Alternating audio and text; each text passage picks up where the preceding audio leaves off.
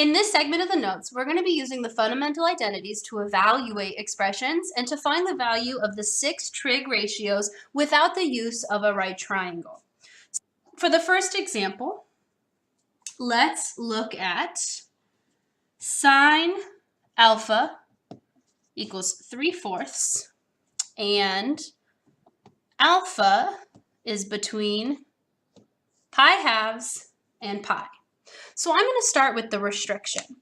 If alpha is between pi halves and pi, I know that means it's in quadrant 2, and in quadrant 2, cosine is negative, sine is positive, and tangent is negative. I'm going to use this knowledge after I'm done solving for the trig ratios. You may be tempted at this point to draw alpha in quadrant 2 with an opposite side of 3 and a hypotenuse of 4. But I encourage you not to do that. Because in this objective, we're trying to show that we can use the fundamental identities to evaluate the trig functions, not that we can use right triangle trigonometry to evaluate the expressions. If sine alpha is 3/4, I can use a reciprocal identity to show that cosecant alpha is 4/3. How do I turn sine alpha into cosine alpha or tangent alpha? Look back at the identities that we wrote down in the last segment of the notes. We had the reciprocal identities, the quotient identities, and the Pythagorean identities. For this case, we need to use the Pythagorean identity to move from sine into cosine. So I'm going to plug in that sine is equal to 3/4, and I'm going to solve this equation for cosine.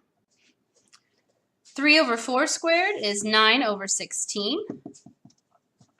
Subtract 9/16 to both sides, and you get cosine squared alpha is equal to 7/16. Square root both sides, and you get cosine alpha is rad7/4. There's our next trig ratio.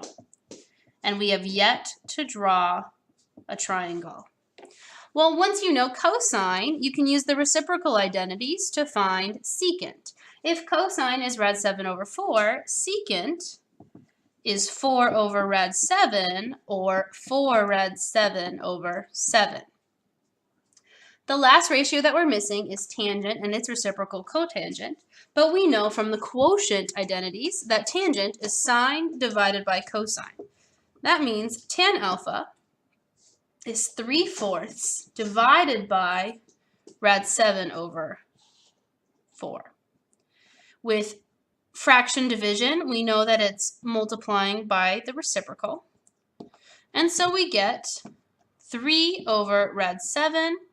Rationalize our answer, and we have tangent is equal to 3rad7/7. Last trig ratio is cotangent, and I'm going to reciprocate from the unsimplified tangent and say that cotangent is rad7/3. The last thing I need to do to my answer is to go back and make sure my positives and negatives are accurate based on my restriction. Remember, alpha is an angle in quadrant 2.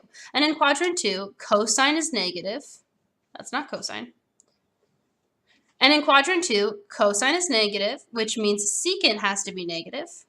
And because cosine is negative, all of these calculations say that tangent and cotangent are negative. This is how we use the fundamental identities to evaluate trig ratios. Let's do one more example before we close this segment. For our last example, we're going to start with the knowledge that cosecant alpha is equal to rad3 and that alpha is between 0 and pi halves. Let's start by using our reciprocal identity. If cosecant alpha is rad3, then sine alpha is 1/rad3, or sine alpha is rad3/3. If we know sine alpha, we can use the Pythagorean identity to find cosine alpha.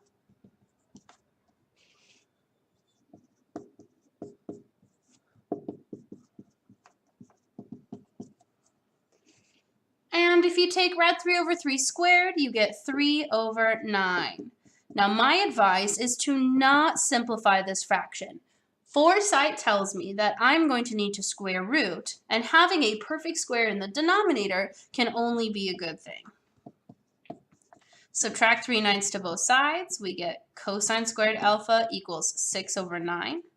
Square root, cosine alpha equals rad 6 over 3. Well, if cosine alpha is rad 6 over 3, that means secant alpha is 3 over rad 6. How does that simplify? Rationalize your denominator and simplify your coefficient. Let's add these two answers to our solution.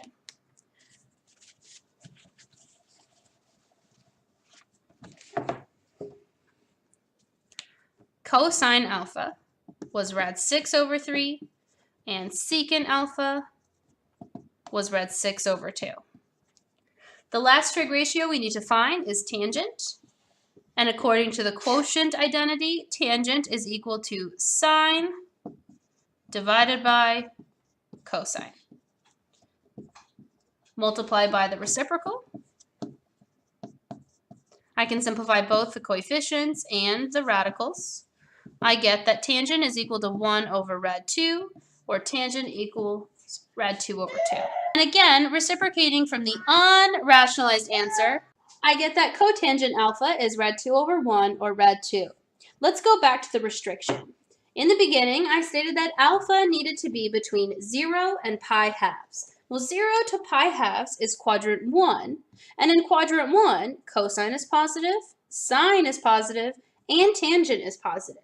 So I don't need to change any of my answers. This concludes this segment of the video notes, where we use the fundamental identities to evaluate the trig ratios. In the last segment of the notes, we're going to be using our fundamental identities to verify identities and simplify equations rather than expressions.